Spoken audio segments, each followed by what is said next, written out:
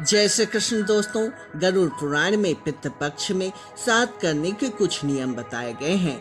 उन नियमों का पालन करने से पितृ प्रसन्न होते हैं और परिवार पर कभी पितृ दोष नहीं लगता।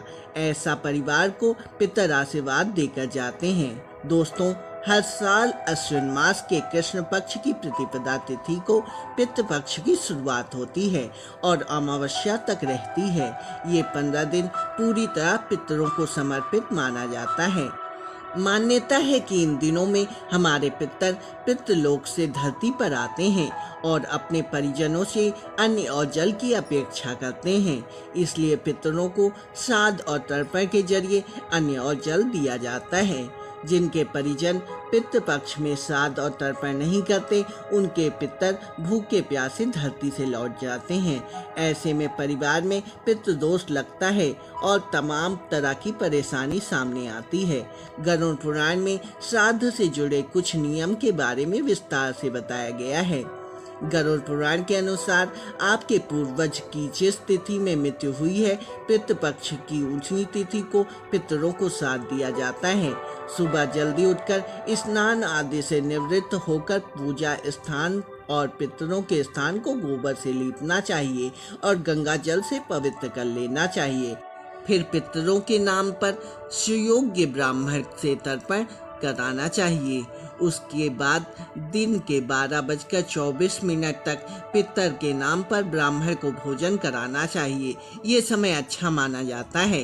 श्राद्ध के दिन घर की जो महिलाएं पितरों को भोजन बनाती हैं, उसे शुद्धता का पूरा ख्याल रखना चाहिए और भोजन को जूठा नहीं करना चाहिए।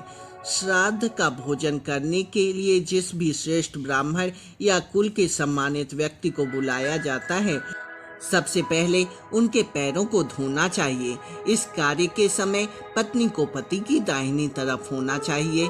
इसके बाद ही ब्राह्मण से पितरों की पूजा और तर्पण आदि करवानी चाहिए। ब्राह्मण को भोजन कराने से पहले गाय, कुत्ते, कौवा, देवता और चींटी के नाम से भोजन पत्ते पर निकाल देना चाहिए। इसके बाद दक्षिण दिशा की ओर मुख करके कुछ तिल और जल लेकर पितृ तीर्थ का संकल्प करना चाहिए। इसके बाद ब्राह्मणों को भोजन कराएं।